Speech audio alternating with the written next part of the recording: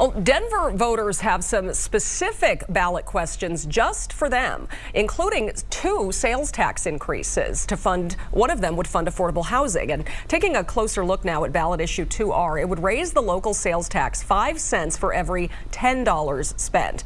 The city says it could raise an estimated $100 million a year that could create upwards of 40,000 affordable housing units over the next decade. The sales tax increase would not apply to food, gas, medical supplies, or some personal hygiene products. Yeah, so we're hearing from both supporters and opponents of 2R this morning. Kim Munson, the president of the Colorado Union of Taxpayers, is joining us this morning. Thank you for coming in bright and early. Yes, thank you for having me. Absolutely. So we know that your position is that any additional tax is a burden on families and individuals. Like Nicole just said, though, that this tax is not impacting some essential things. So what is the problem with it from your viewpoint? Well, granted, Denver does not tax some of these essential items, but it makes life more expensive for everyone. And actually, if this measure passes, as well as the other sales tax increase, it would put Denver as one of the highest sales tax cities in the state, and really approaching that in the country as well. That makes it less affordable for people to be able to live their lives. So that's what we're really concerned about. Yeah, obviously it's one of many tax increases that the city has had over the years here.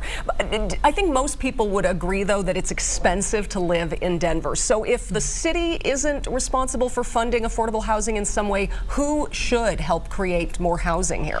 Actually, if you get rid of a lot of rules and regulations and lower taxes, people will have more money in their pockets, so life is more affordable for them.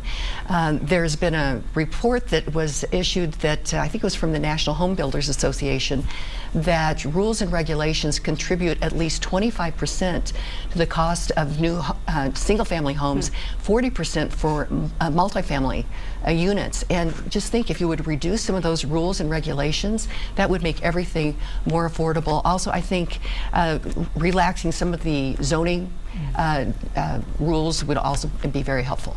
All right, well, we appreciate you coming in so early to talk about 2R as people are making their final decisions. As promised, we're going to be exploring the other side. Mayor Mike Johnston will be joining us later this morning to talk about his support for 2R. And Denver 7's Micah Smith held a debate, actually, with Kim here and with Mike Johnston.